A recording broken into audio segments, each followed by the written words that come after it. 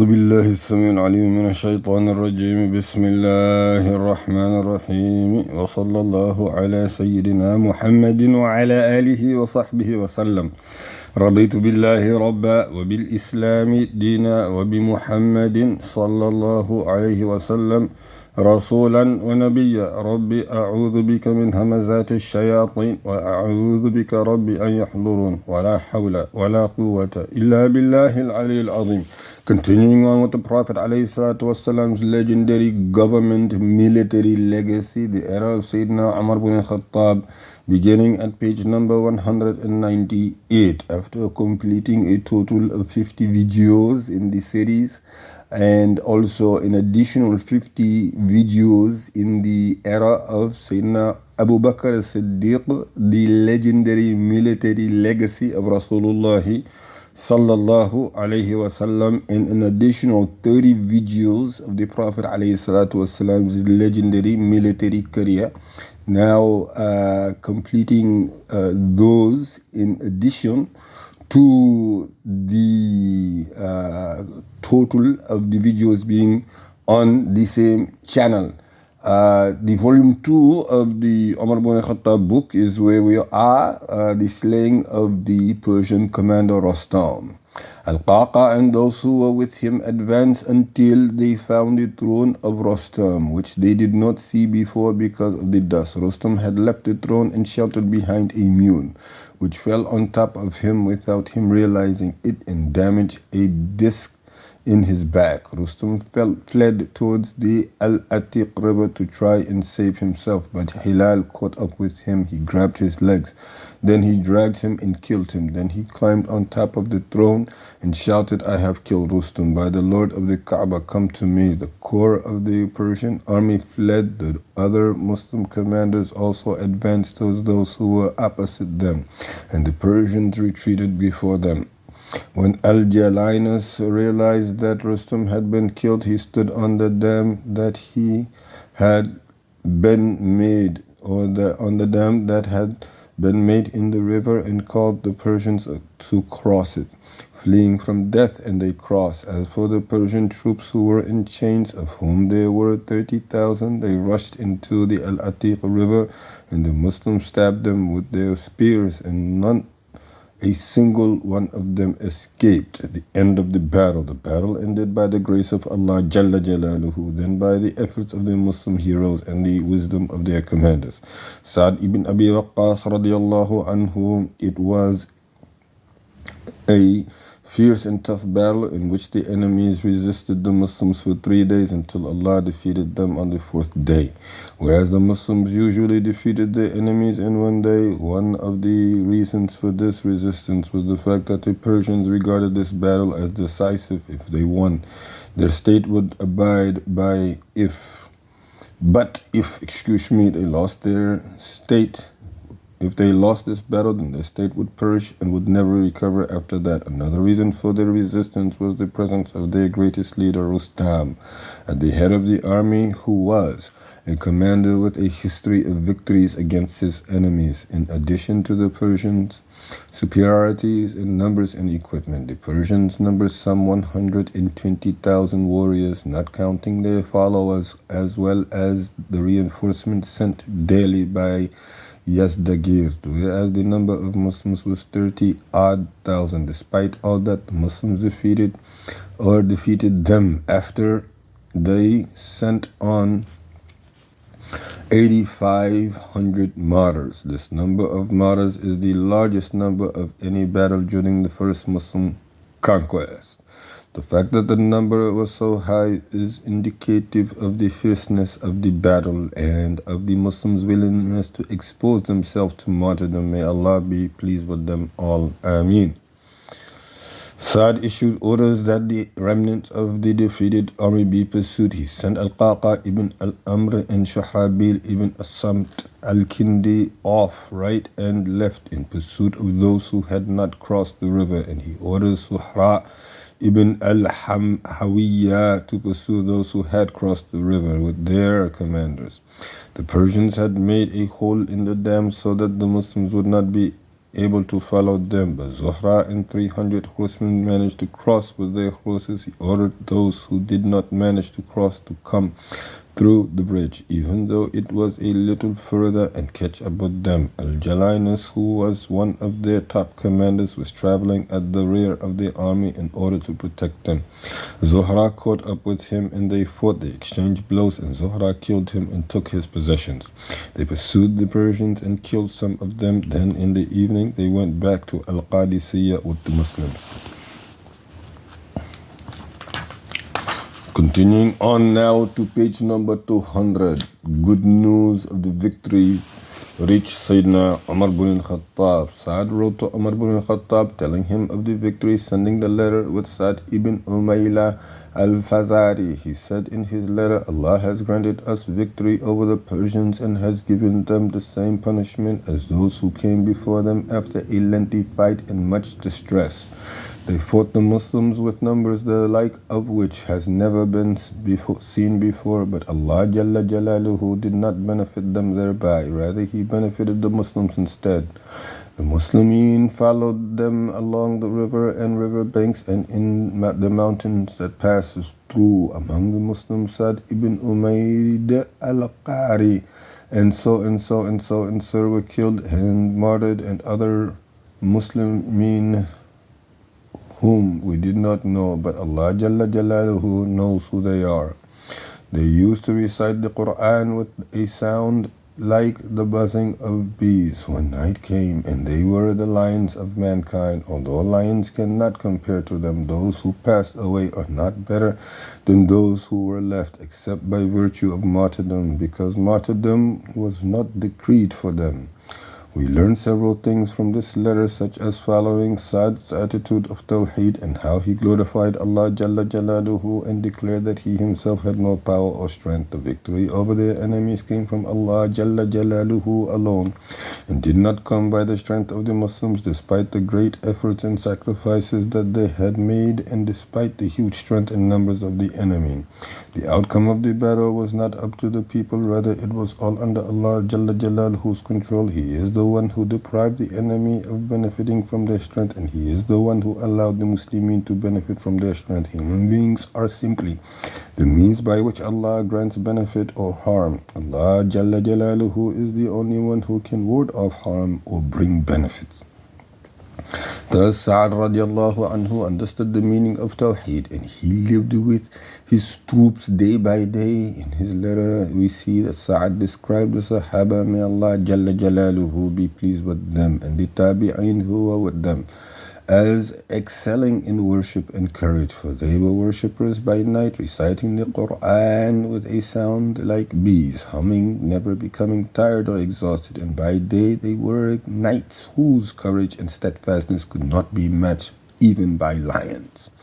Umar radiallahu anhu would stand outside Medina to see if anyone was coming from Al-Qadissiyya. He would wait from morning until midday, then he would go back to his family and his home. When the bringer of glad tidings came, he said, "Where have you come from?" He told him, and he said, "O slave of Allah, tell me." He said, "Allah has defeated the enemy." Umar ran beside him, asking him questions, and the man on the camel did not know who he was until they entered Al-Madinah, and the people started greeting him as Amirul Mu'mineen. He said, "Why didn't you tell me that you were the Amirul Mu'mineen? May Allah have mercy on you." Umar said, "Don't worry about it, O my brother." From this report we learn a number of things, including the following: the great interest of Umar ibn al-Khattab radiallahu anhu, which led him to go out into the desert every day in hope of finding riders coming from Iraq so that he could ask them about news of the Muslims and their enemies. He could have delegated someone else to bring the news to him, but his deep interest and concern for the Muslims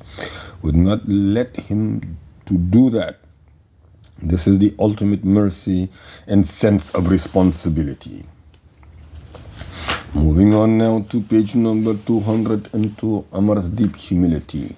He kept running alongside the rider, asking him for news of the battle that the messenger did not want to tell him the details until he reached the Khalif, and he did not realize that the Khalif was the man who was speaking to him and running beside his camel until he learned that from the people in Al-Madinah. This is a great character and attitude for which the Muslimin are entitled to feel proud before the entire world. For it is indicative of the greatness, of this religion, Al-Islam, which produced men like Umar ibn Al-Khattab, who was so just, merciful, resolved, and humble. Lessons and benefit, the date of the battle and its effect on the progress of the conquest. 2.5.1. Historians differ concerning the date of this battle. Professor Ahmed Adil Kamal has researched the matter well and reached the conclusion that it took place in the month of Sha'ban, 15 years after the Hijriya. I am inclined, however, to favor this view. There can be no doubt that Al-Qadissiyya comes at the top of the list of decisive battles in the history of the world, and that it shows how divine support comes to those who are true believers. As a result of this battle, the gates of Iraq and then all of Persia were open. After that, Muslims' victories came one after another. It brought the end of the Sassanid in a political and military sense to an end, and the end of Magianism in the region, or in a religious sense. From here, the religion of Al-Islam spread throughout Persia and beyond. In Al-Qadissiyya, the Muslims dealt a blow to the Persians from which they never recovered. Hence, Al-Qadissiyya deserves to be at the top of list of decisive battles in human history. Umar's speech after the victory of Al-Qadissiyya, 2.5.2. When news of the victory reached Umar ibn Al-Khattab, he announced it to them and said, I am very keen not to leave my need without meeting it, so long as we are flexible with one another. If that is not possible, then we should support one another until we are all equal and have enough to survive. I wish you knew that I have in my heart for you. I wish you knew what I have in my heart for you, but there is no way for you to know except by my actions. By Allah Jalla Jalaluhu, I am not a king to enslave you. Rather, I am a slave of Allah Jalla Jalaluhu, who has been given a trust. If I keep away from the public wealth and I spend it on you and make sure that you all have enough food and water in your houses, then I would be blessed. If I kept it for myself, I would have a short-lived joy, but I will be doomed for a long time. 2.5.3. Fulfillment of agreements among the Muslimin and justice with no compromise. Saad wrote another letter to Umar ibn al-Khattab asking him for instructions regarding the Ahl al-Dima of the Arabs of Iraq who broke the treaty with Muslimin. And Umar stood up and addressed the people, saying, whoever acts on whims and desires and sin loses out on and harms no one but himself. Whoever follows the Sunnah of Rasulullah sallallahu alayhi wasallam and adheres to laws and follows the right path, seeking that which is with Allah Jalla Jalaluhu for those who obey Him, is doing so in the right manner, the right thing, and is a winner. Allah Jalla Jalaluhu says, and they will find all that they did placed before them, and your Lord treats no one with injustice.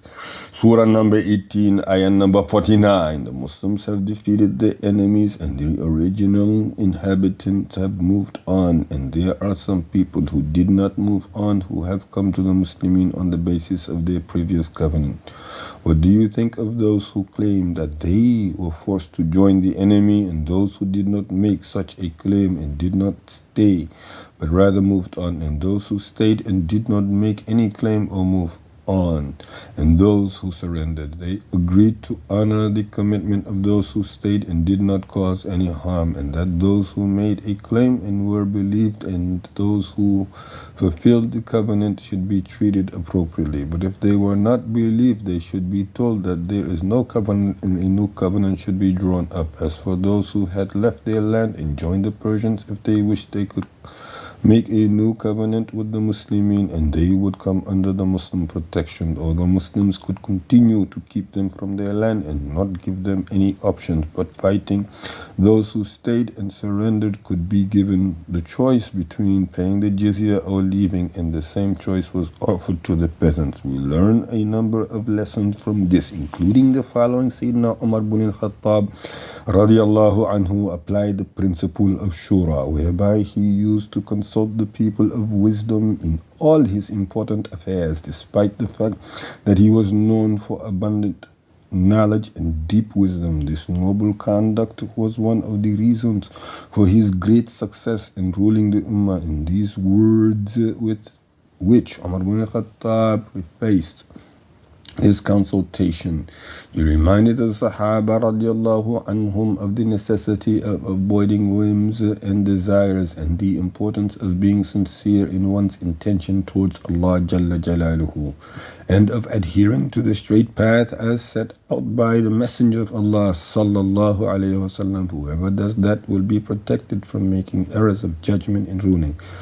will see things correctly, and will win the reward of Allah Jalla Jalaluhu. Umar summed up this advice in a letter which he sent to Sa'd ibn Abi Waqqas, in which he said, in all things Allah Jalla Jalaluhu has allowed concessions in certain situations except in two things, justice and dhikr. As for dhikr, which is the remembrance of Allah Jalla Jalaluhu, there is no concession under any circumstances, and Allah accepts nothing but a great deal of it. As for justice, there is no concession in it, whether at times of hardship or times of ease. Even if justice appears soft, it is stronger than injustice and is more able to eliminate falsehood than injustice. Whoever among the Arabs of Iraq was true to his covenant and did not help the enemy against you in any way is entitled to protection and is obliged to pay the jizya. As for those who claim that they were forced but did not come and join you or leave and go elsewhere, do not believe them unless you want to. If you do not want to, then cancel the deal with them and send them wherever is safe for them. From this response, we learn a number of lessons, including the following. Justice in ruling is the main foundation for Al-Islam to rule and prevail, and for security and prosperity to spread in the Muslimin lands. This has to do with this world. As for the hereafter, there is no escape for the wrongdoer and oppressors. The wrongdoers and oppressors, there is no escape, because with regard to the rights of Allah Jalla Jalaluhu, He may forgive His slave for any transgressions, but when it comes to the rights of the other people on the day of judgment, Allah Jalla Jalaluhu, Jalla Jalaluhu will detain the wrongdoers and those who are wrong, so that they may settle the scores amongst one another. With regard to the remembrance of Allah Jalla Jalaluhu, it must dominate the life of the Muslimin, in the Muslim's heart and on the Muslim's lips, in all that the Muslim does, so that the Muslim citizens think sincerely for the sake of Allah Jalla Jalaluhu alone. He speaks only words that are pleasing to him, the Muslim that is, and acts only for the sake of Allah, and maintains aim to establish the remembrance of Allah on this earth, in word and in deed, believing in it. If the Muslim achieves that, Allah Jalla Jalaluhu will protect the Muslim from the confusion caused by suspicious or specious arguments and whims and desires. Saad and the Muslims who were with him followed the instructions of the Caliph and offered to those who were around them, who had left their land, the option of coming back, in which case they would have protection in return for paying the jizya. Here we see an example of compassion and softening people's hearts. This generous treatment had the effect of making the Muslims and Al-Islam dear to those who had broken the covenant, and after that they gradually started to enter Al-Islam and became sincere followers of the faith. 2.5 Point 4. Umar gave the khums of Al-Qadissiyya to the fighters and rewarded those who had distinguished themselves in battle. Umar ordered that the khums of Al-Qadissiyya should be given to the fighters, and Saad carried out the Caliph's command. This ijtihad of Umar was quite brilliant, as was his ijtihad deciding to leave the land of As-Sawaid in the hands of his people. He thought that it was in accordance with the interests of the state to distribute the khums among the mujahideen so as to encourage them, make things easier for them, and acknowledge their efforts. Umar sent 4 swords and 4 horses to Sa'd ibn Abi Waqqas to be given as reward to those who had done best in the war in Al-Iraq. He gave out the swords 2 men of Banu Asad, namely Hammal ibn Malik, Ribayil ibn Rabi'a, and Tulayha ibn Khuwaylid, and the 4th he gave to Asim ibn Amr at-Tamimi. He gave one of the horses to Qaqa ibn Amr at-Tamimi, and the other 3 to Al-Yarbu as a reward to them for the battle of Aghwath. These are some of the means which Umar used to motivate the Mujahideen and the Muslimin to achieve noble aims. 2.5. How Umar resorted the dignity of Zuhra ibn al-Hawiyah. Zuhra returned from his pursuit of the remnants of the Persian army after killing Jalinus, one of the Persian commanders. Zuhra took his possessions and put on the armor that Jalinus had worn. The prisoners who were with Sa'd recognized it and said, "These are the possessions of Jalinus." Sa'd asked him, "Did anyone help you to kill him?" He said, "Yes." He then asked, "Who?" He said, "Allah Jalla Jalaluhu." At that time, Zuhra was a young man who had been a leader during the Jahiliyyah and did well in Al-Islam. Sa'd got angry at how quickly Zuhra had put on the armor of Jalinus. He thought that was too much and took it away from him, saying, "Why didn't you wait for my permission?" News of that reached Umar, and he sent word to Sa'd, saying, "How can you go to someone like Zuhra?" Excuse me. How can you go to someone like Zuhra when he has done what he has done, and there are still many battles ahead, and do something to break his spirit and discourage him? Give him back his loot and favor him over his companions by giving him 500 more. For I have granted everyone who kills a man permission to take his possessions.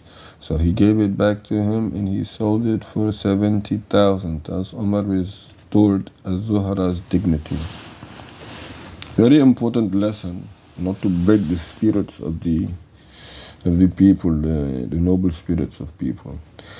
2.5.6 The martyrdom of the Mu'adhin and the Muslims competing to give the adhan. During the battle of Qaadissiyya, something amazing took place, which is indicated of the extent of the early Muslims' concern for religious matters and things that would bring them closer to Allah Jalla Jalaluhu. The Mu'adhin of the Muslims was killed on the day of Al-Qadissiyya, in the battle of Al-Qadissiyya, and when the time for prayer came, the Muslims competed for giving the adhan to the extent that they almost fought with swords over it. Sa'd drew lots among them, and the man whose name was drawn gave adhan. The competition for this religious deed is an indication of their strength of faith, for the adhan brings no worldly gain, status, or fame. Rather, the motivation for this competition was their remembering the great reward of Allah Jalla Jalaluhu Allah has prepared for the Mu'adhin on the day of resurrection. People who competed for the adhan would certainly compete for matters more serious than that.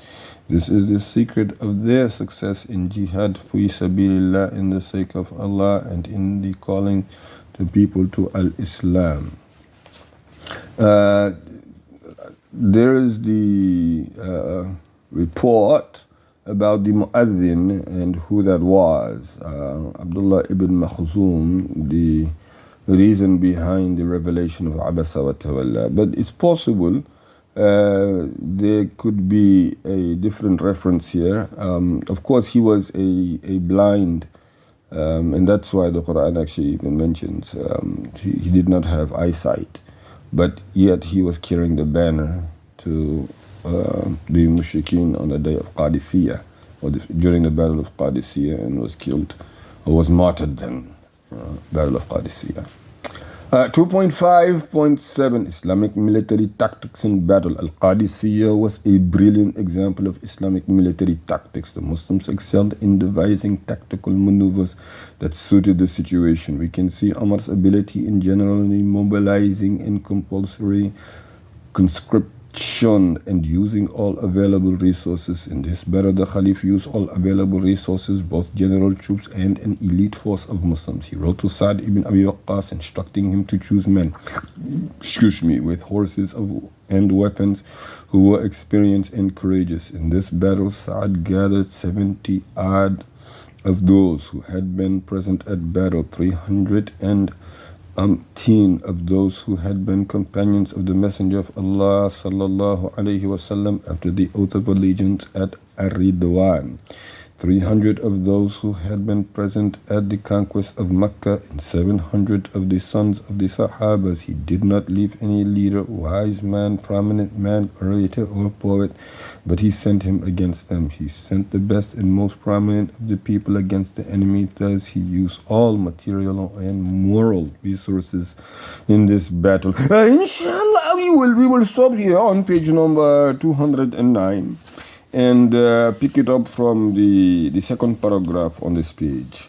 This is obviously the aftermath of the Battle of Qaadissiyya, which lasted for 4 days. And apparently there is still a good amount of information to cover during the era of Sayyidina Umar ibn Al-Khattab.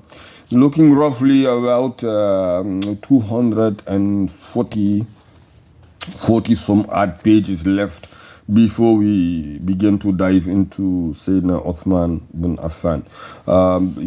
Please do take the time. I am getting, direct feedback, as I would always urge those who have questions or concerns, really to put the comments in the comment section. This is more so encouraged. But if my direct line is open, so anyone is welcome to send a direct memo that way. سبحانك اللهم وبحمدك وتبارك اسم ربك وتعالى جدك ولا إله غيرك ولا حول ولا قوة إلا بالله العلي العظيم. سبحان ربك رب العزة عما يصفون، سلام على المرسلين والحمد لله رب العالمين.